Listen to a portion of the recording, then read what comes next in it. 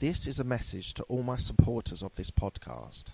I'm introducing a new supporters program. You can contribute a small amount as a one-off payment to show your love for this podcast. Thank you in advance for all your contributions. This is the Absolute Business Mindset podcast, created and hosted by Mark Hayward. I am a corporate employee with an entrepreneurial mindset. This podcast will help and support you with new ideas about business. These are my thoughts, ideas, and comments. Today we're going to talk to Ant McGinley about his varied career and really fascinating journey that he's had into podcasts. What would you say? Glitterati. Notoriety. So we're going to go into the interview. Just before we go into it, I just want to say any feedback, any ideas that you have about the content or who you would like to be interviewed, please go to absolutebusinessmindset@gmail.com. Hello, Ant. How are you? Very well. Nice to see you. How much? Good to see you as well. So we've met. Well, I think we've spoken a couple of times online, haven't we? Yeah, such is the modern world through the yes. London Unfortunately, it is, and of which I'm kind of an honorary member. Just before we started, you said that you'd been down to London a couple of times for the face-to-face one, and shamefully, I haven't been to a face-to-face one for a few months. So it's tricky, but love the London podcast community. I think it's a really valuable forum. Yeah, Johnny does a really good thing. It's not easy to sustain a community like that, and something that we'll talk about later. I'm currently trying to create something similar up in the north. Awesome. Okay, do tell me about that. Okay, so the first thing I want to talk to you about is your 6 languages that you have said online that you speak. Sim. Ich kann sprechen Deutsch. Io parlo portoghese, mi dispiace ma non ne parlo molto bene italiano, dwi'n licio trio siarad Cymraeg, what's that that's for? Obviously English, which is easier past that. I'll skip the gag about Australian and Irish. And then I know a little bit in other languages just through my travel, so I can do enough to sort of open doorways. So the couple of phrases here and there, I'm learning, so I wouldn't go so far as to say that I know them, but Mereko Daru Chai Abike Abi Jadikaro, which is loosely translated, go and get me some alcohol quickly in Hindi. Yes. So most people, well, I say most people, I'm speaking for everyone else, it's always to be able to order 2 beers, please. Yeah, and actually that's a really good start. If you could learn that, and if you think about it, like to learn dos cervejas, so Portuguese there straight away, and you can learn that, practice it a few times, you've got that nailed in the can. You could do that in a day, and actually over the course of a week you could learn that in all these different languages as well. And so you especially as people these days usually know where they're going to be traveling to, and so you can prepare for it that way as well. So that's something you can plan ahead. So if you've got a holiday, maybe a couple of business trips coming up, just learn those things, and you'll find that being able to say please, thank you, hello, opens the door. The really fascinating thing about languages for me, and I'm not academically gifted in languages at all. My languages, if I'm completely honest with you, was when I moved to London in my early 20s after uni. Right. And every time I went out and met somebody interesting that I wanted to talk to, they were from a different country. Right. And so as part of the conversation, I got them to teach me something. Right. And so the first thing I learned in Italian, which stays with me today, is attenzione, gli alieni stanno arrivando, which is a warning that the aliens have landed. Could be useful. It could be very useful. But then that actually, your reaction is to laugh. Anybody in Italian is to be freaked out or to laugh as well. But it breaks the ice, it opens the door, and it starts the conversation. And it shows that you've made an effort to learn about the culture of the community. And the really interesting thing is, once you learn one language, the next time you learn a language, it's so much quicker. So I learned German.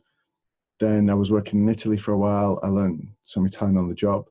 And then in between, I had little bits of Welsh and Hindi and Filipino language. And then about 2 years ago, I learnt Portuguese and Right. Brazilian Portuguese, Yeah. and went from 0 to competently fluent in 4 months. So Wow. yeah, Well done, so you. yeah. Is it? Did you know Portuguese people? Were you spending time with I was Portuguese I people? was spending time with a wonderful Brazilian at the time, Right. and that helped a lot. And that's a really great way if you want to learn a language, date somebody from that country, and I was going to say immerse yourself in the culture, but well, equally date someone from the country works as well. I think I'm all for selfies and traveling, but there's so much more to it. And I think to really travel and understand the culture, like go and see, eat the food, drink the wine, kiss the people, learn the dances, listen to the music, visit the buildings, stay there. Don't just take a picture and get the T-shirt. That's part of it, but there's so much more. And learn the language, even just 1 or 2 or 3 words. And the really fascinating thing as well is you find as you move from country to country, the words change ever so slightly, and sometimes they change dramatically. Right. And I've got to the stage now where I get really disappointed where, for example, when you cross over from like the Czech Republic into Slovakia and Poland, you've got those things, and the language is quite similar around those borders. And at one stage, it kind of changes from being the greeting "Dzień dobry" to "Dobry dzień," and I'm like, oh, you're not even trying now. You're not really sure which one to use, are you? Switch it over. But I think the thing that stops us from advancing and learning languages is control. And we want to try and know everything that we want to say. But actually, you just need to learn some basics like I want, where is, how, who. Those kinds of basic words that we have.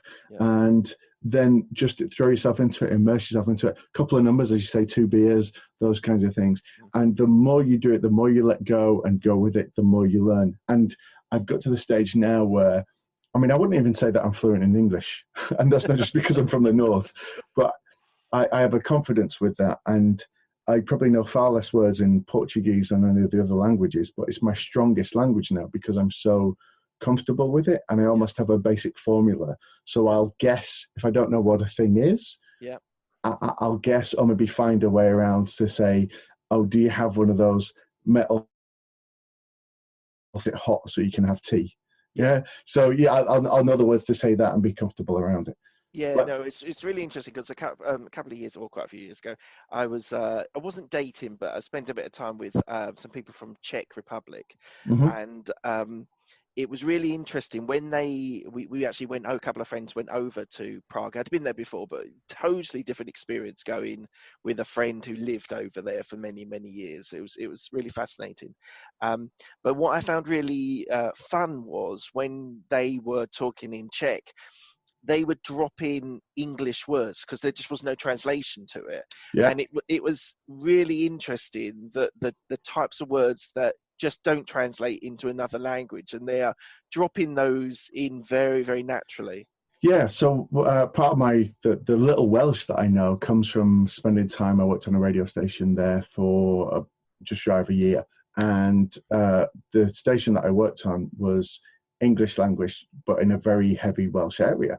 And so part of the license was a certain percentage of it had to be Welsh.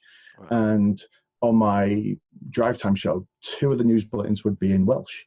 And so we had a dedicated news team, and then we shared the office with a station that was 90% Welsh and 10% English. And I would sometimes do the English show on there.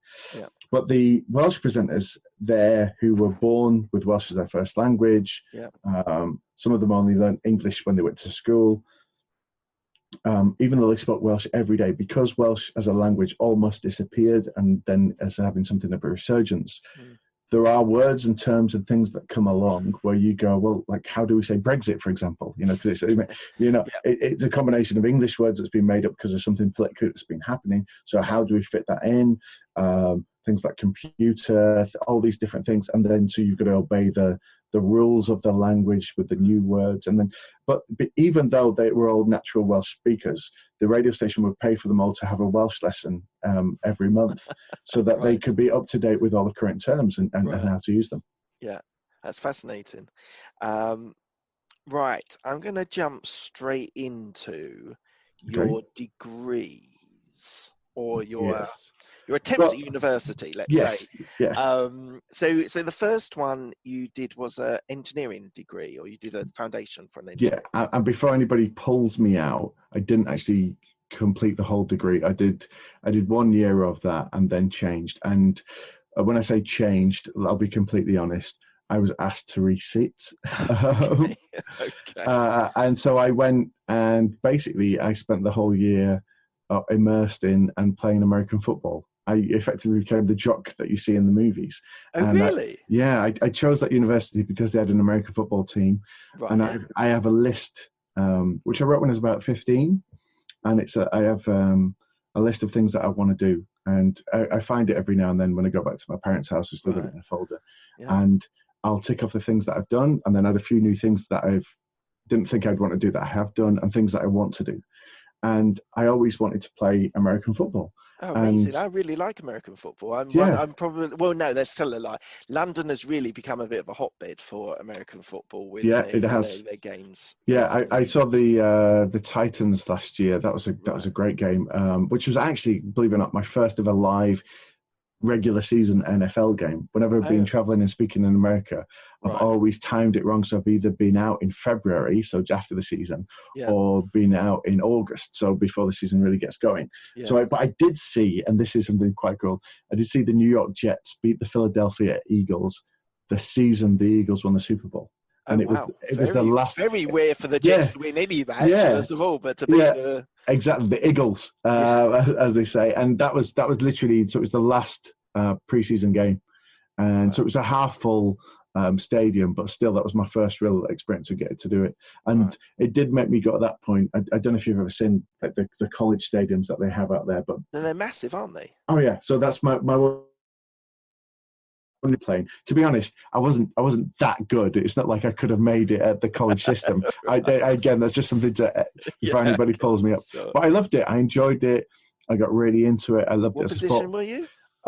Well, I doubled up because we only had like a squad of 17, so we played Ironman football. So it was pretty hard. So we played special teams, offense, and defense.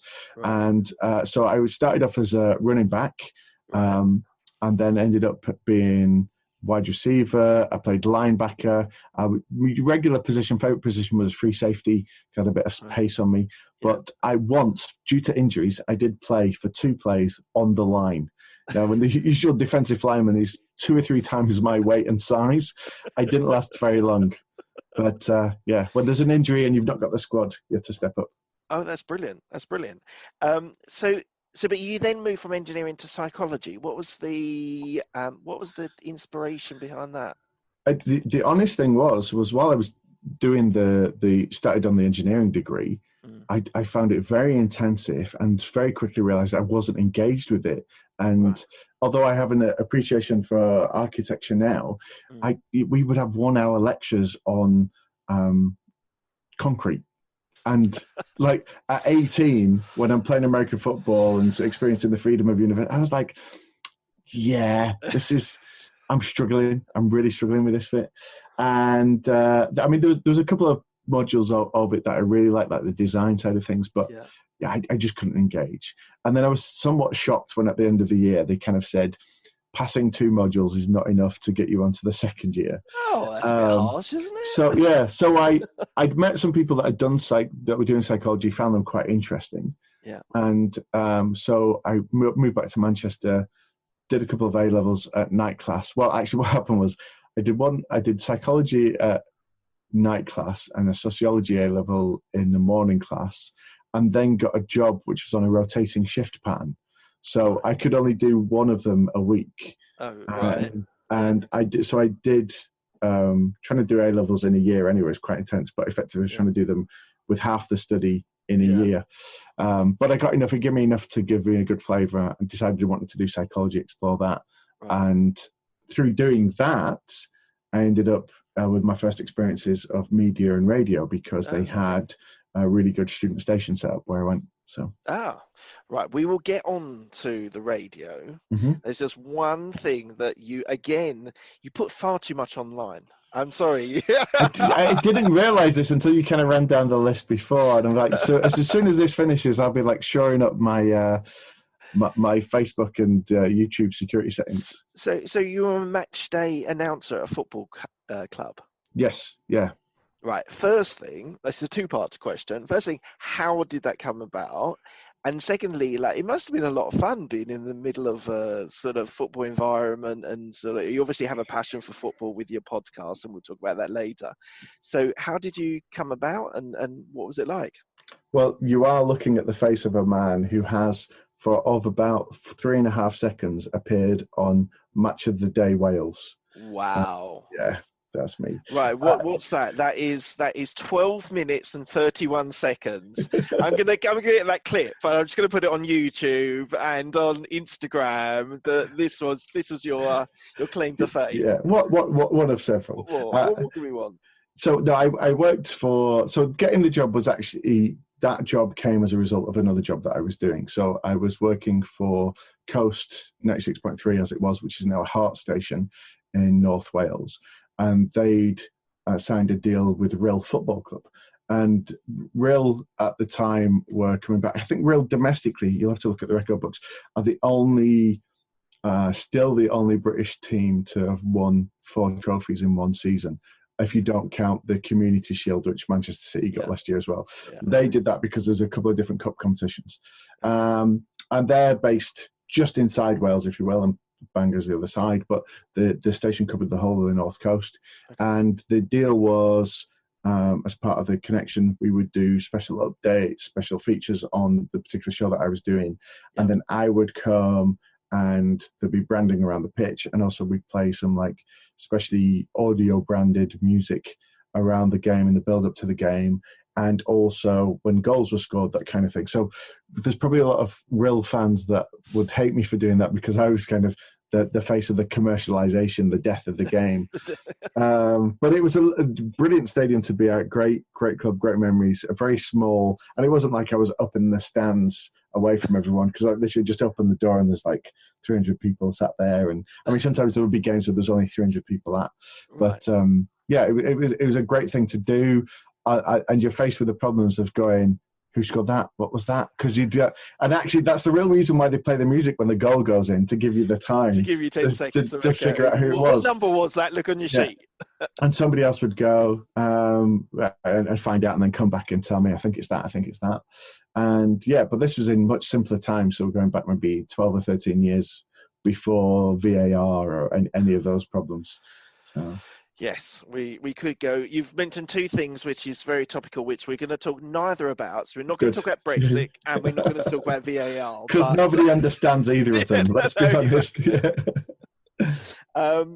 So let's start talking about your radio part of your career. So you're now on podcasts named as a producer and creator. Mm-hmm. But you started off as a presenter. Yes. So I'm thinking Coast, and Mercia, and Beacon.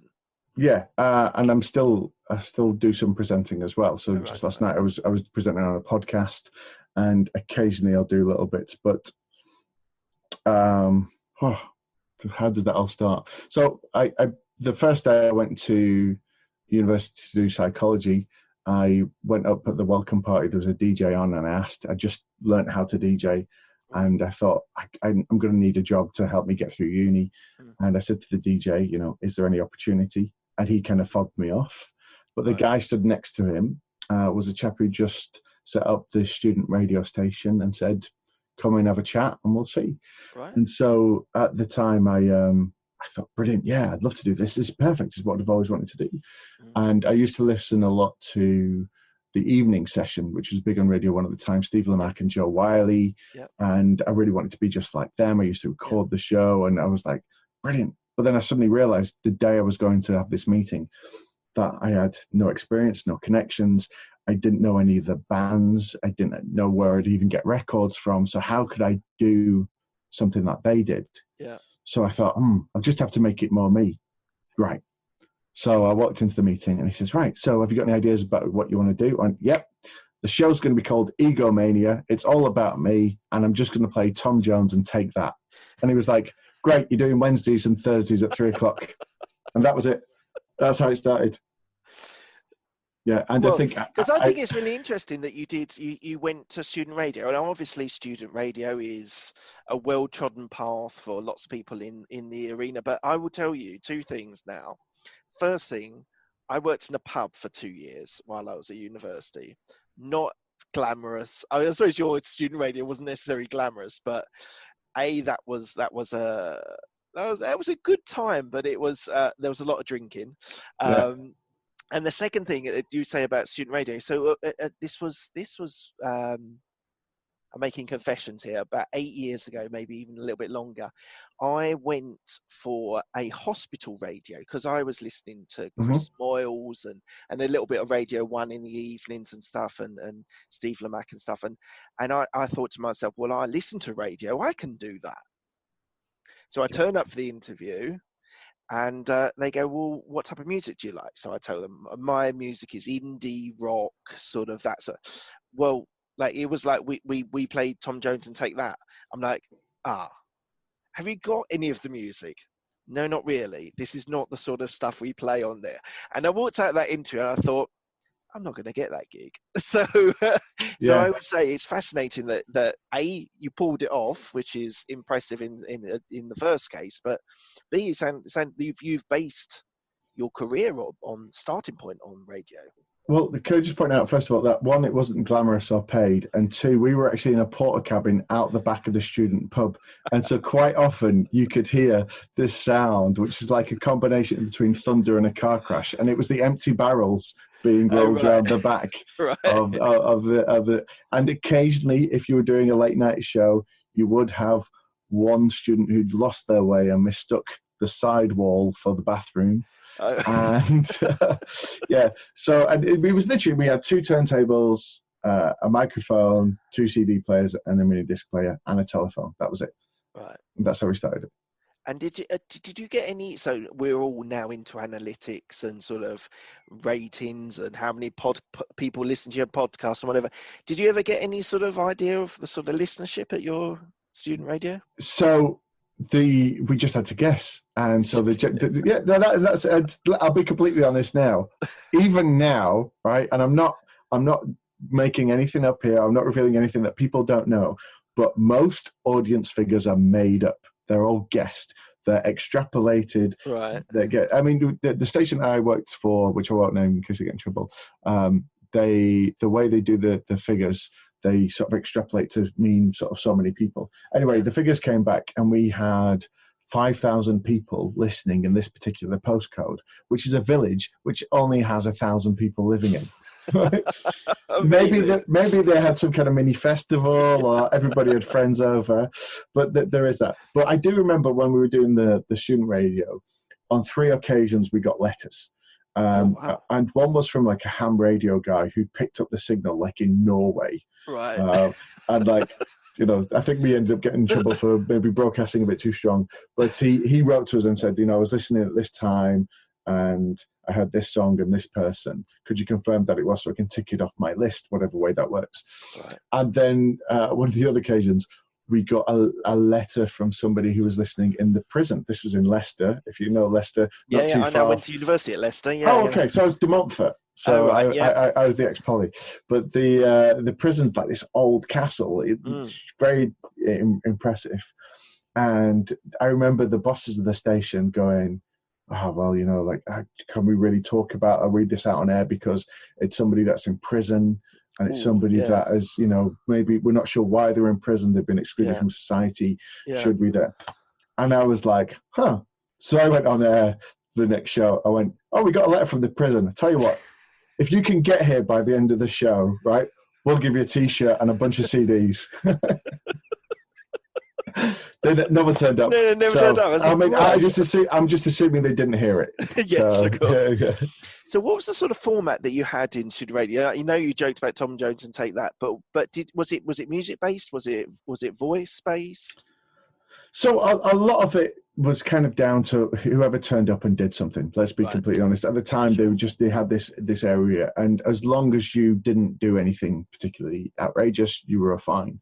And they would try as things started to grow. record companies realized it was a great place to sort of embed new artists, and then so they would send the CDs, and then there was an encouragement for us to play them, have a playlist then that could become a chart that they could use for their marketing. So we did have some songs that we had to play, but we had a little bit of leeway and freedom. As long as we hit the news and played any adverts that we had, it was fine. But I always played fast and loose with it. So, I mean, some of my strongest memories, and Jim that I make on the left side with, that's where we met, and we did some amazing things together. When I say Tom Jones, I once played What's New Pussycat 17 times in one show. Everyone talks about John Peel, who played Teenage Kicks back to back one night, and other occasions when he played whole albums all the way through. Nobody's ever done that. 17 times in one 2-hour show. Did you take your earphones off after number 12? Oh no! See, I have to say, I actually saw Tom Jones perform live for the first time this year in Kendal Calling. I was a little bit disappointed. Yeah, but because he just did like modern versions of all the songs, which is fair enough. He's been playing these songs for 50 years. I give him a break. But it was just the crowd were eating out of the palm of his hand. They just all wanted to join in for Delilah. Yeah. Oh. Even his sex bomb was a bit flat. How do you have a flat sex bomb, How can you Tom? have that? Yeah. God, I don't know how you can mess that one up. Anyway, these are all valuable business lessons. I hope you're writing them all down. Yes. Oh no, absolutely. They'll be part of my social media for the next 3 months. I'll be talking about this. So you moved on to, after university, you moved on to the breakfast show. Now I think this is really impressive. Now, you're probably going to tell me that it's not, but I think you worked on XFM, which is now Radio X. Yes. So I never did the breakfast show on XFM. I did produce on the breakfast show as holiday cover, and I did feature regularly on their shows a little bit. So again, Jim that I worked with, he was the producer at the time. Right. And it's very incestuous, actually. The presenter at the time, his wife is somebody I'm working with on another project, which we'll come to later. So I did work at XFM. I was doing, I think you've probably taken that from an extrapolation of all the brands that I worked for at the time. Yes. Okay. So I worked for what was GCAP, which then became Global, which was Coast 96.3. And then I did the breakfast show at Mercia in Coventry. And I was doing that. I also worked on various brands coming up, like Kerrang, which became a radio station. And I was one of the team that worked on The Storm, which was the model that eventually became XFM. So they actually won the rights to have a station in Manchester based on what we'd done with The Storm. But then what happened was the two brands merged, and they had these very similar brands, XFM and The Storm. The Storm was a digital-only, quite new thing. XFM was established in London. They came together, and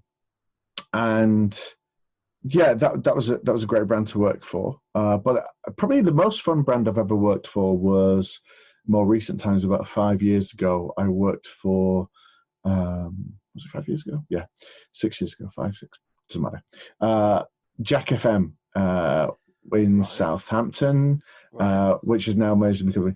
And it was one of the most fun stations I've ever worked for, because the tagline was playing what we want. Okay? Nice. That's it. We play what we want. And the whole thing was like no requests. And quite often what you would do is you'd open the phone and you go, "Hi, yeah, it's Mark. Can you play Mustang Sally by the Commitments?" And we go, "No." Just, yeah. And it's like, we play what we want. And that was the whole thing. And that kind of that one phrase really encapsulated the whole station, and that's been quite an inspiration to me as well. And I think it's important for anybody that's got a brand, especially any kind of business, is can you say who you are, define your personality in one statement? And that really did that. And so we had this kind of ability to be kind of fast and loose with the format, also with the content, the things that we talked about, and even, you know, within context, some of the language that we did because of what we were working around. But it was that playing what we want. That was the attitude, and it was so much fun. And anybody that was in London about 20 years ago will remember Bam Bam and Street Boy, and Bam Bam did the breakfast show. So that was fun to work with him, and occasionally I get to work with him and cover him when he was away. But I worked for a whole bunch of radio stations. Got fired from a bunch as well, which happens.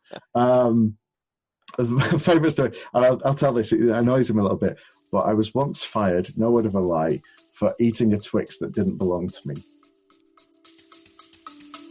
We'll be back after a quick break.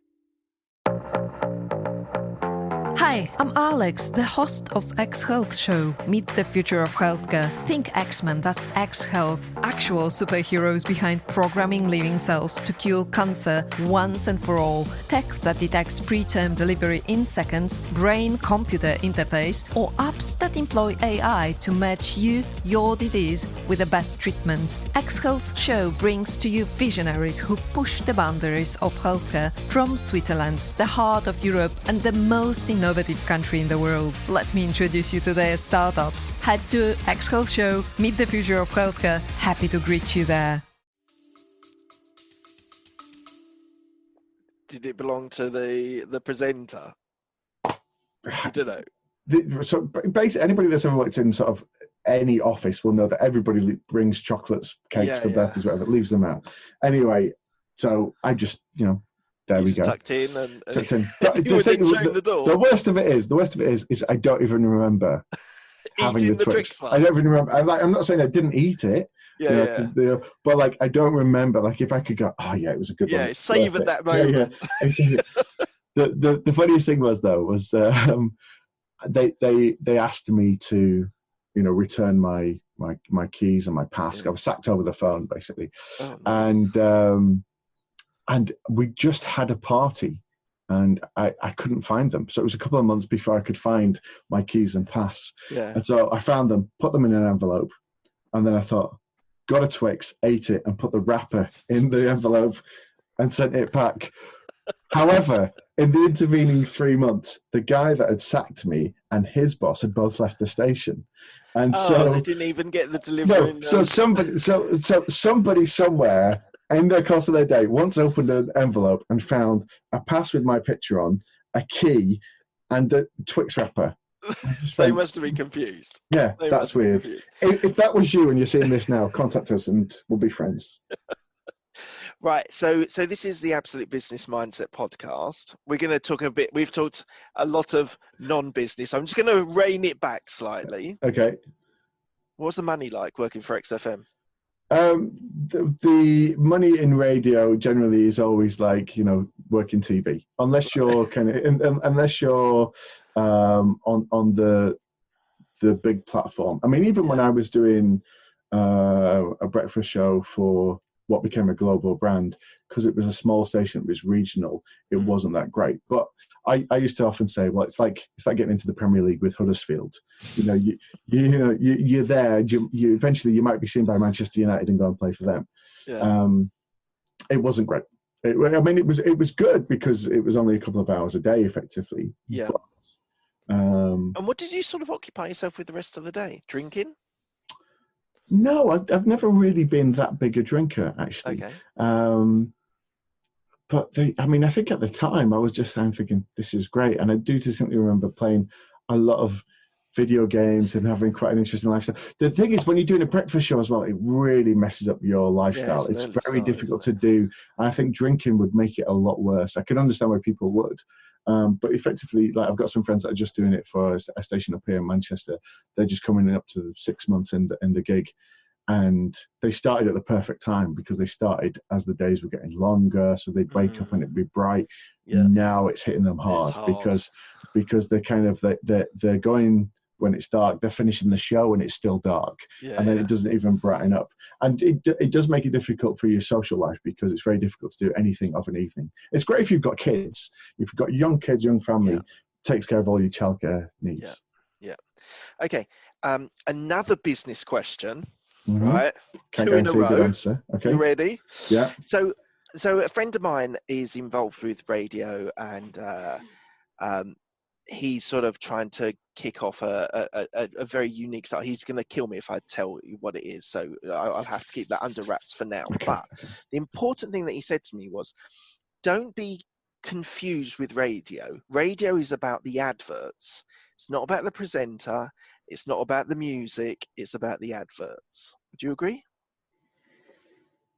Oh, I think he has a point, and I can see where he comes from. And actually, what you've had in the last, was it the start? Yeah, around Easter this year. So there was a lot of redundancies in radio. They got rid of a lot of presenters, a lot of producers, because of a change in the Ofcom regulations. Now, it used to be, and maybe notice this in the background, I'm not being fully aware of it, but it used to be that you would have loads and loads of presenters and it'd be live all the time. And now you'll notice radio a lot of the time is just music and nobody there talking. And that is because they changed the regulations. So it used to be you had to have so many hours of live presenters every day. Right. And then they made it so, well, you've got to have so many of these hours have to be local hours. So you can't have a network station. Right. But now, effectively, with the changes, they've done it so that you effectively have what the kind of the aim was at the beginning, but changed over time, was local radio at a national level. So national to broadcast on a national level, like the likes of Radio 1 or TalkSport or something like that, they're very expensive licenses to run. There's also a competition. They don't come up very often. Regional licenses and digital licenses, those things will come up more often. Right. And so there was one company that, if you go back, is the heritage of global radio. And they never managed to win one of these licenses. It was like a license to print money if you won it. And so what they would do is they would just go and buy lots of stations and build this network and share resources. From a business sense, made perfect sense. Yeah. And they've continued that today, and that sort of what I see, and I'm very much out of that industry now. I still dip in a little bit. They continue that model.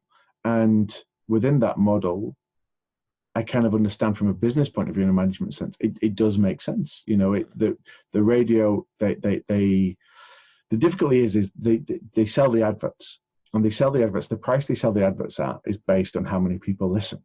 Right. And you've already told me how many people listen. Yeah. Well, the also problem that they've got with that is one of the problems with commercial radio that people will tend to say the reasons why they don't listen is because of too many adverts. Right.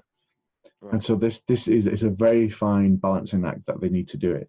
And this is the reason why they're now starting to look at other platforms, because things like podcasting and YouTube, you can actually get much better metrics and measure them and also support what you're doing. Also, there's a whole new generation that aren't even listening to the radio. They're consuming it through those areas.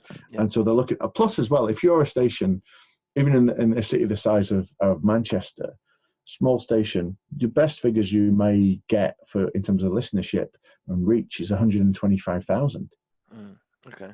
You could build up a podcast audience like that in the space of a year and keep building and growing and growing. You're not going to get a bigger influx of listeners into Manchester, but you may grow out there. So this is something that is working in a different way. Yeah.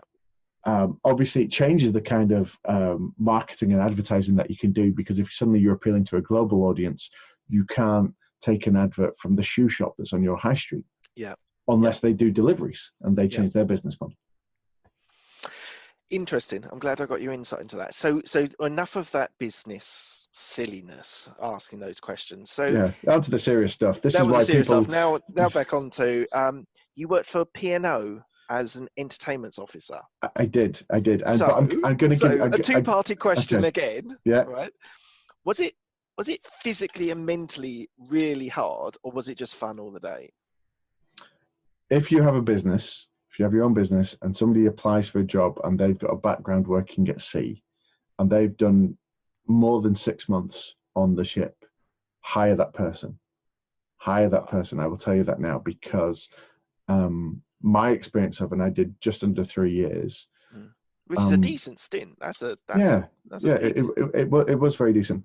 Just under 3 years, and in that time, let's see, I don't know how many places that I would have been to and seen, but my average working week is something that would make a junior doctor quit, because it would not be unusual for me to put in. I mean, in theory, we are limited to 14-hour days. 14-hour days. That's quite tough. Yeah, and bear in mind as well, we would work consistently for our contract, and so my longest contract was 7 months. Some people will do contracts that'll be even longer, and so you're working every day on that contract. Very rare that you would get a day when you would have nothing to do. So you didn't ever get any time off if you stopped off somewhere? You could just go visit, or it just depended on I would still be working that day, but I might have a few hours in the morning or the afternoon, or if you did a deal with somebody else to cover you. Oh, right, yeah. And you would have more time, and then the next port you would work all day. One of the biggest mistakes in my life was being conned by somebody, so I spent the whole day at Bora Bora on the ship watching everybody else do it, and there's nobody on the ship, nothing for me to do because everyone was off. And it's a really difficult place to get, and it's beautiful and stunning, and it's the kind of place where you step into the water and sharks and turtles and just come up to you. Bora Bora? In the middle of the Pacific. It's a tiny little island. Yeah, so to Bora Bora, Tahiti, whatever. So impossible to get to. Yeah. I know a lot about it because everybody else went and told me about it. They told you about it. But I mean, I would regularly do weeks that was 100 plus hours. That was not unheard of. And did you enjoy it? I loved it. But at the same time, I kind of find it difficult at times. Everybody on there that works also has an emergency duty, and so I was actually at home when you had the Concordia disaster, when the ship tipped over. Yeah. The ship came up. Yeah. So that rattled me quite a bit because as part of my job, in my role, I was an entertainment officer.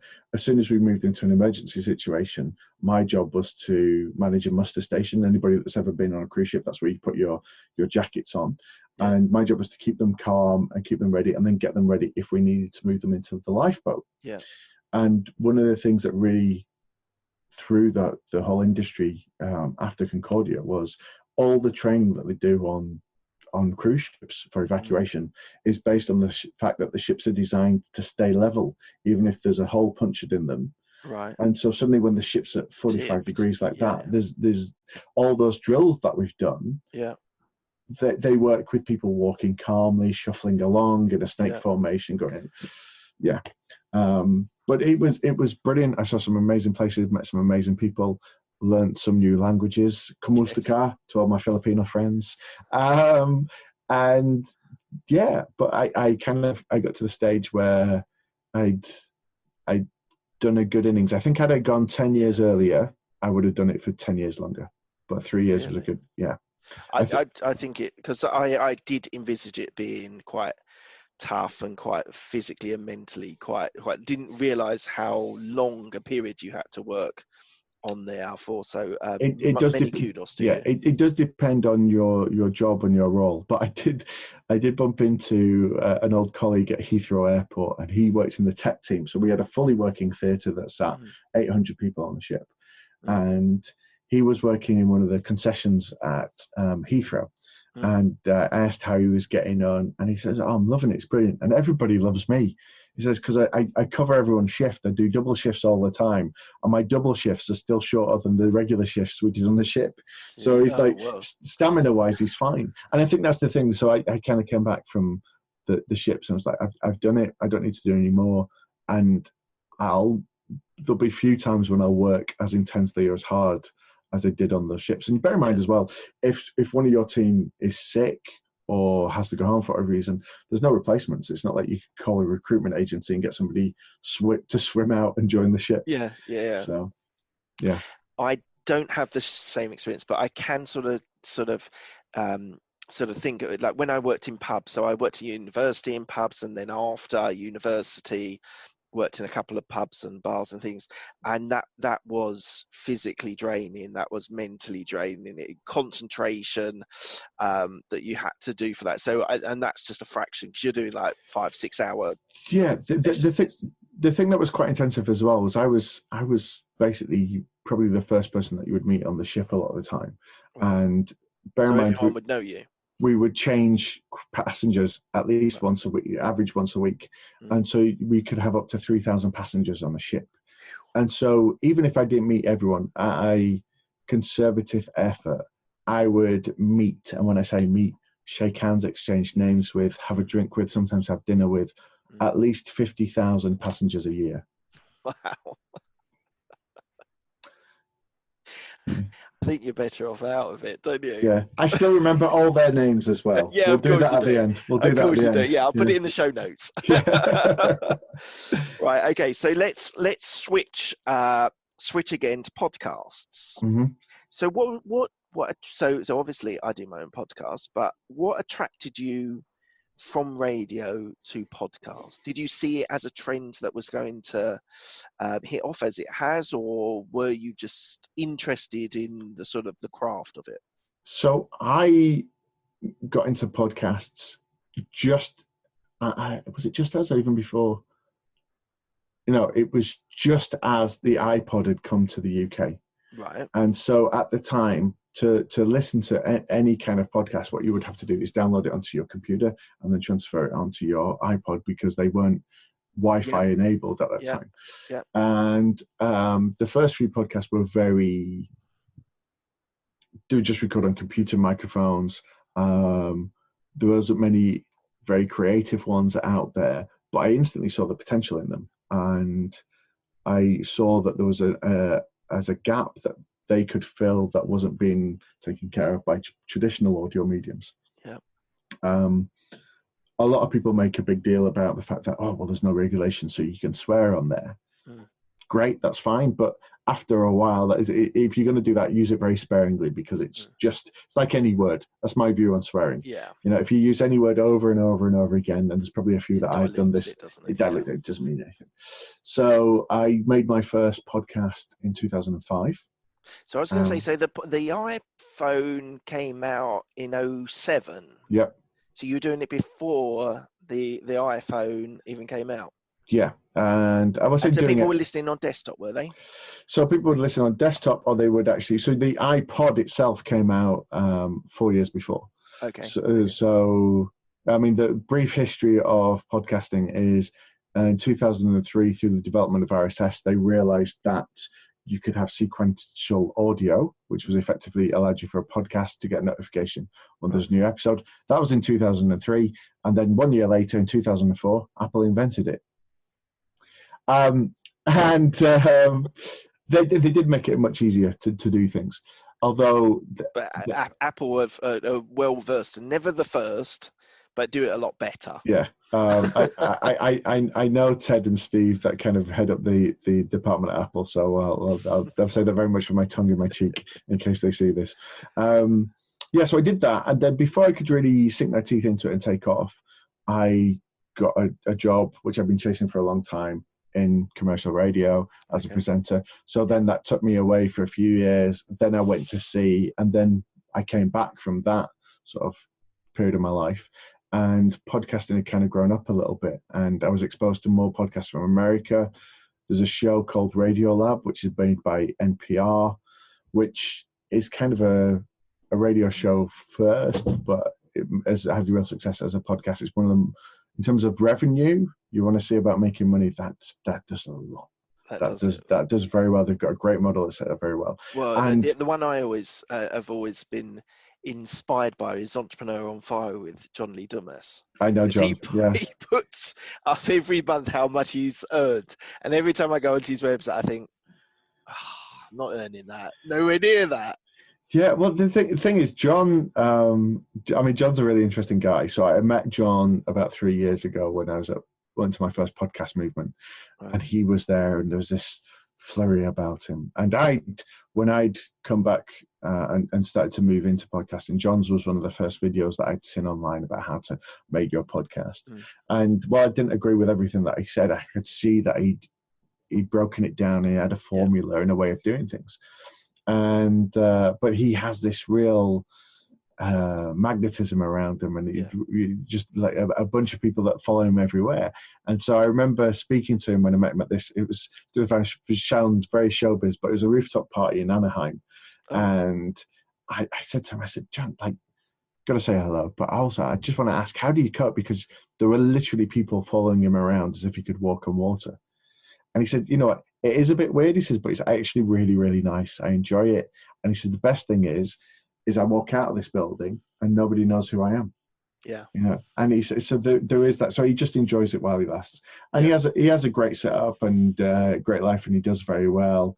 And Yeah, he's. I mean, I wouldn't say that I know him or that he's my friend, but we've hung out. So you're going to link us in, aren't you? You're gonna make the introduction. Like, this is the only reason why I interviewed you, was to get to John Lee Dumas. Well, he does have. I do have one hook in that I have quite an interesting party trick, which he's a big fan of. And so if I offered to teach him how to do that, then maybe I could get you in. But that's a completely different podcast. There's a different podcast, totally. And so one of the things I've found, so I've been doing my podcast just under 2 years, so not to your extent, but so you're living. I don't want to go into numbers, but do you do a few different things? It sounds like you do your On the Left Side podcast. You also are involved in other podcasts. Yeah. So do you sort of spread yourself across different platforms? Yeah. So just with the one that sort of most well known for, and for which I've just been nominated at the Audible UK Audio Production Awards as Best Producer. Congratulations. It's very nice. We don't actually make any money off that. So that is a passion project, but it is very much a calling card. And actually that it fits in very well, because that show, though, what we've done with that has led to both myself and Jim that I do the show with getting lots of work in different areas, and also being invited to speak at different conferences, and that's led to other things as well. So this is On the Left Side, yeah. So that's. Do you want to just do your pitch for the what it is?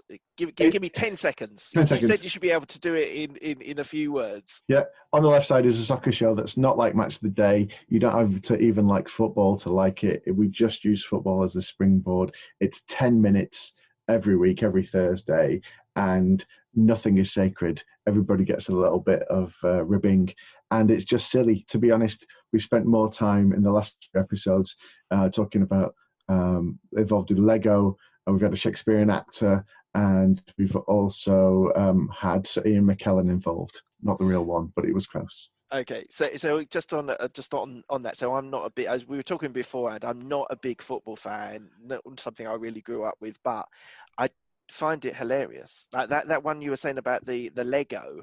I think that is absolute genius what he's done. And the funniest bit that I got out of all of that was that this is a revelation for all you listeners.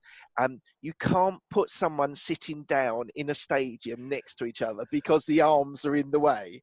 Yeah. So you could get lodged in really tightly if you have no arms. Apart from that, you've got a problem. Yeah, just clarify as well, this is if you're a Lego figure. This is a Lego. It's a Lego stadium. And I would advise you all to go and check out FC Brickstand.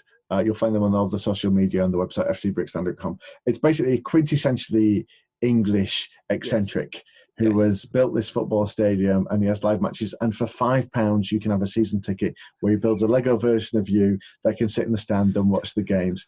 It's very silly. It's wonderful. But as well, it reflects what's really going on. If you go and look on their Twitter feeds from last week, they did the whole Remembrance Sunday before the kickoff, and you see the whole thing, and they have everything come out. And then at the same time, you go back and they've just reopened the club shop, and that's modelled the same way. So it reflects the good of football. It doesn't have any of the nonsense, but there's such joy. And actually, I don't really care like if they've won or lose. I just enjoy like watching it and being a part of that community. It's brilliant. It's absolutely brilliant. I loved it. I thought it was absolutely hilarious. So what does success mean to you to do with podcasts? Honestly, and I did say this on another podcast interview, Podcasting 101, with my friend Jason, and he caught me off guard with it, and I stand by the answer that I came up with. And I said, honestly, sometimes it's just hitting publish.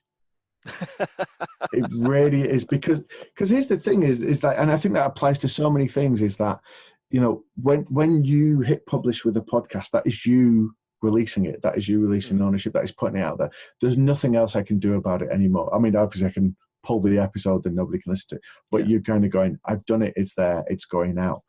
And there's always an inner battle, kind of, is it ready, is it not ready? And because of the way we work and the amount that we've put into it and other things going on, we have a deadline which we have to hit, which we have to get it out and put it there. But truth be told, I could spend every single episode that I've ever put out, I could easily spend another 2-3 hours working on, Right. Just to kind of tweak that here. I'll listen back and go,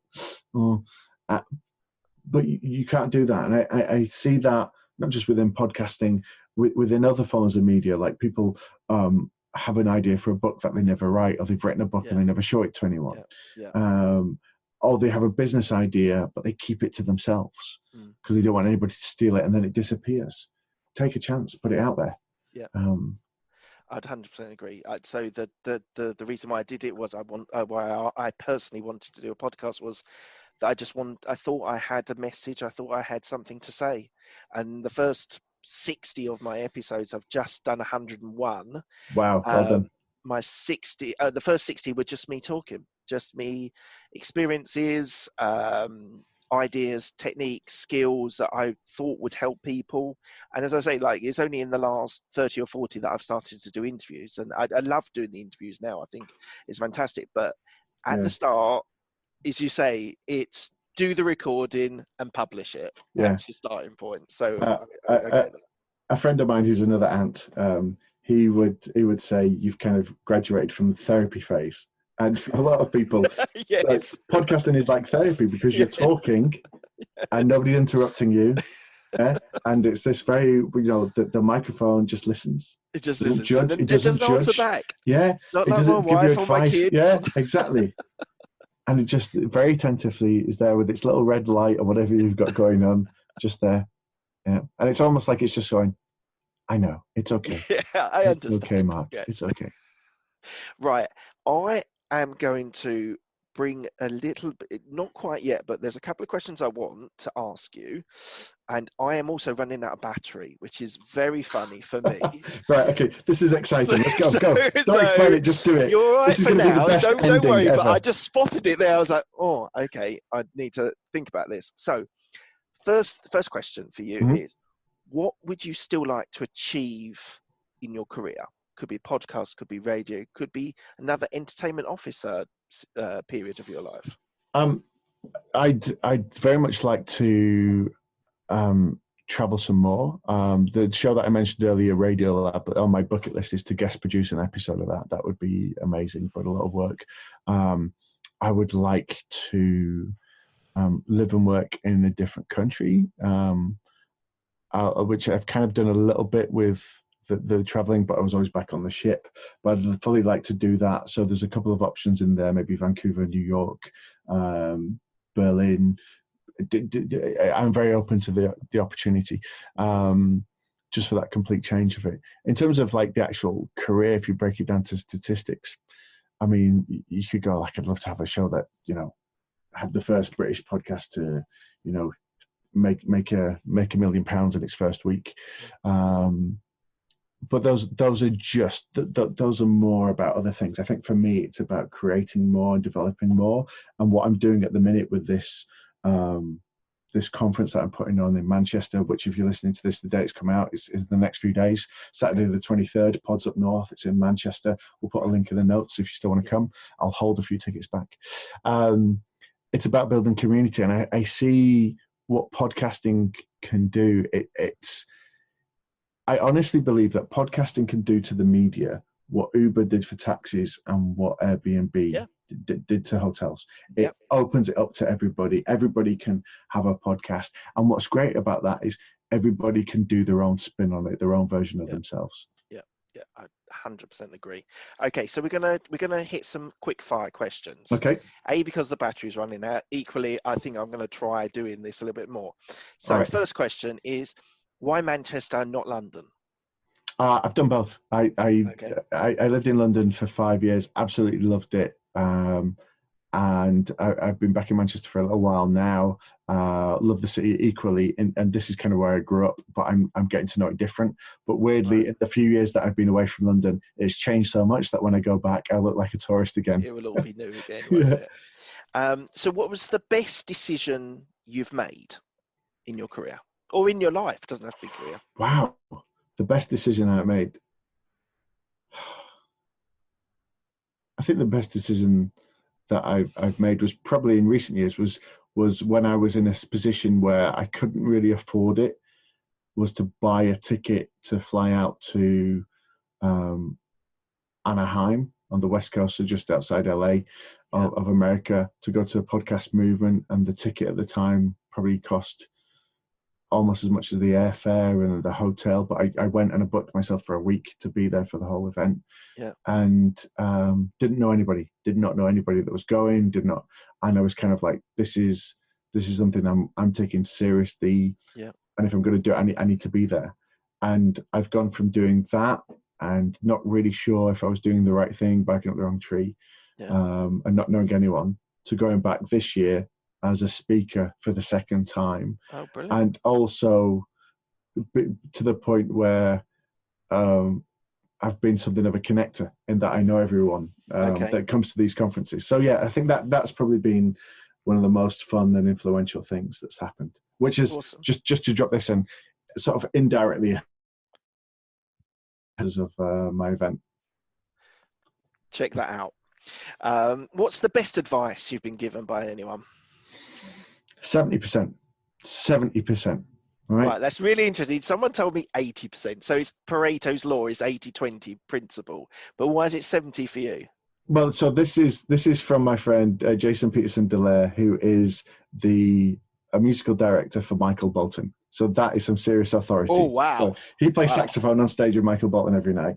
And he says that, at the end of the day, you consistently push out 100%. Occasionally he'll hit it, but more likely, he'll hit 80, 85.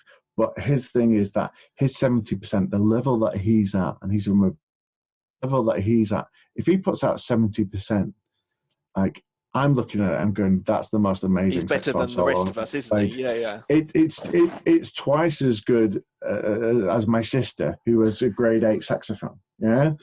And so it's more, I know, I appreciate Pareto's law, but this is more of a working way of going with it. And I think the thing is with that is just relax into it a little bit more and just kind of go, if I can deliver that, and if I forget something, that's fine. I'll deliver it next time. If I drop a note, and there's something, I don't know if you're familiar with the Cortinas. Yes, so one of the cool things I got to do at XFM as they were just coming up is I got to film Liam, literally just me and him in the studio as he played. And I suddenly became so aware of every noise that my body made just while I'm filming, just the eeks and cracks on my bone as I'm filming him this close to him. And as they stopped, the buzz came over on the other side, and there's 8 people on the other side of the glass. I was like, "How was that, Liam?" And he was like, "Oh, hit a few bum notes, but we're great." And they're like, and I'm crying because it was that beautiful. It was amazing. That's happened. But then, interestingly enough, that same studio, I managed to get my brother and his band in the next week to do a recording, and they kept stopping and starting again because they were so desperate to get it right. They were so desperate to get it absolutely right because they were there, and this is a big break for them to be at XFM. And then you had this guy who was just so relaxed with it, and it was like, I got a bit, but it's a bum note. What does it matter? Yeah. Awesome. So who's the person, you don't have to say the person if you don't want to, but I can't see why you wouldn't. Who's the person that's helped you most in your career?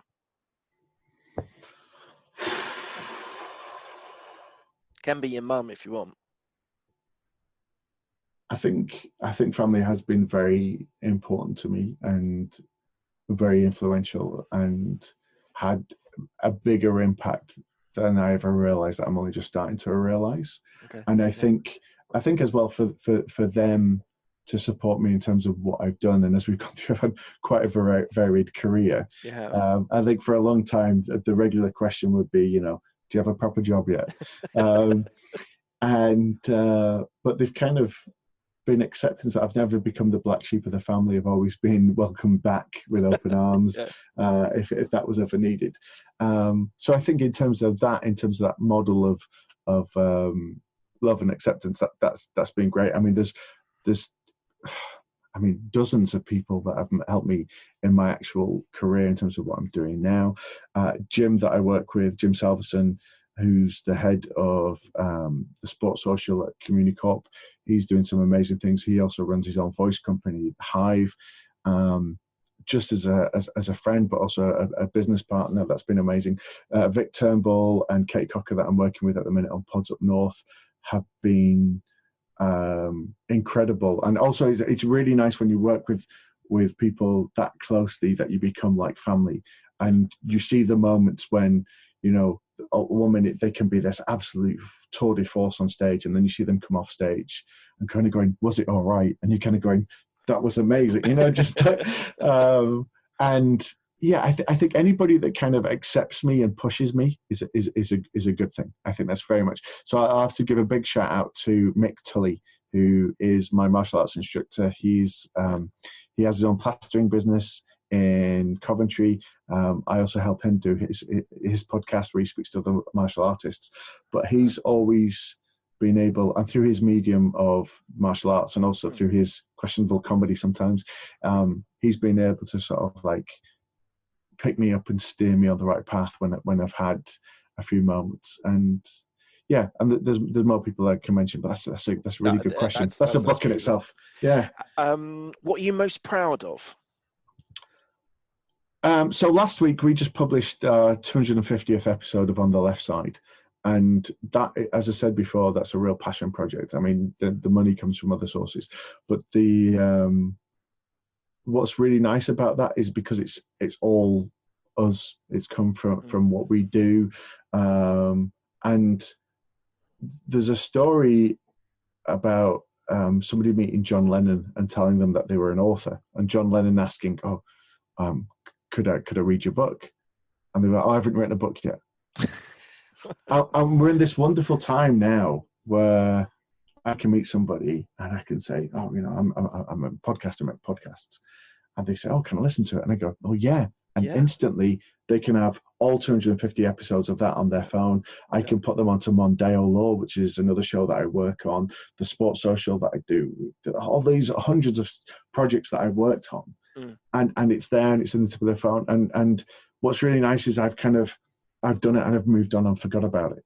But it's still there, and occasionally I'll be reminded of it. Like you'll talk about the episode with the Lego guy in, and it's a fun memory, and it's a body of work that very quickly builds up. And you'll find exactly the same with your show. 2 years, like that's so impressive. Like 101 shows, when the average show length in terms of it's 7 or maybe 8 episodes before it falls apart. I've met quite a few not quite a few. I've met some people that I'm a podcaster, so not necessarily, not to be mean, but the first, like, how many episodes have you done?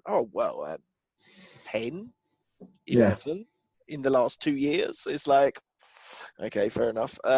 Moving on swiftly. But the thing is, I wouldn't ever want to put people off and have a snobbery about it and say that, but because there's a lot of barriers to stop people coming from. No, that's true. There's a show that I do, which is a very tiny feed, but it's because I use it just for when I'm doing a keynote. It's called Pod From Nothing, if you want to look it up. And it's a podcast which you generate in the space of 20 minutes while I'm giving a keynote, just to show people how easy it is to do that, and also to liberate them from the things that stop them from going out and making it. Fear and inhibition and things like that are major things, and I mocked them slightly, but it was more in the sense that there's a lot of reasons why people can't or won't do it, which really are not valid in this day and age. So I would agree. But I think you're the kind of people who are talking about maybe the ones that big up their career and say that. That's more like I'm this and I'm that. Yeah, I think there is an element of, like, at the minute, I think podcasts are this generation's being in a band. It's like a rite of passage. Yeah, it's like, and instead of going, I've got a drum kit or a bass guitar, it's like, I've got a Blue Yeti. So let's come around mine and we'll make a podcast.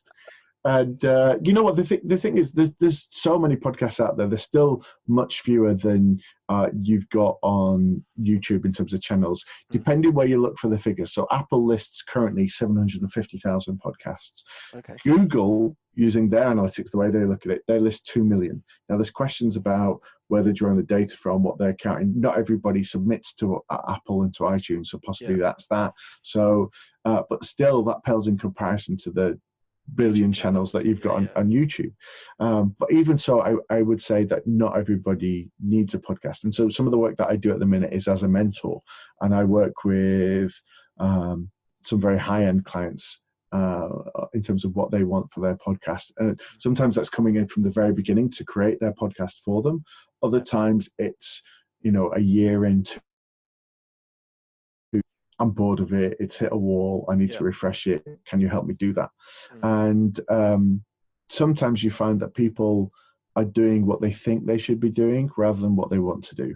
And I would say I find podcasts so exciting because it's a medium where you totally can be yourself, because you are the presenter, you're the producer, you're the CEO of the broadcast company that is your podcast. And so the only person you need permission from is yourself. And you don't need to be like anybody else. Yeah, I 100% agree. You okay, we're going to have to call it a wrap there, mainly because I've got 3% on my, I've been trying to get through as many questions as I could, but I now have 3%, so I think I probably should. Okay, but make it super dramatic and just cut it off in the middle of a sentence. So just stop now. No, I've got enough time. So thank you, Ant. Thank you so much for making time to speak to me. It's been a lot of fun and really interesting, and so I mean, I'm not sure how much business has been there, but hopefully you've got something from this, even if it's like how not to do things. I got 2 questions, so hopefully my audience will like that. I mean, if anybody wants to sort of follow up, you can find me on all social media at Ant McGinley, and our event is taking place the 23rd of November in Manchester, sponsored by Spotify. It's Pods Up North. Look for at Pods Up North as well. We'll hold a couple of tickets back just for your listeners, so if you mention Mark, we'll get you in. Thank you. So if you drop me all those places where you are, I'll put them in the show notes, and we can, if anyone wants to find you, they can find you there. But equally, social media is a great place to find you. Yeah, although from your research as well, you can probably find my credit number and address. Well, I've got that as well. I'm actually going to bribe you now after I cut off the recording. All right, and thank you so much for your time. You can check me out on all the different platforms. You all know where that is now, on Twitter, Instagram, Facebook, everywhere that there is. I usually have a platform. So thank you very much. Thank you very much, Ant, and I'll speak to you soon. Bye. Bye.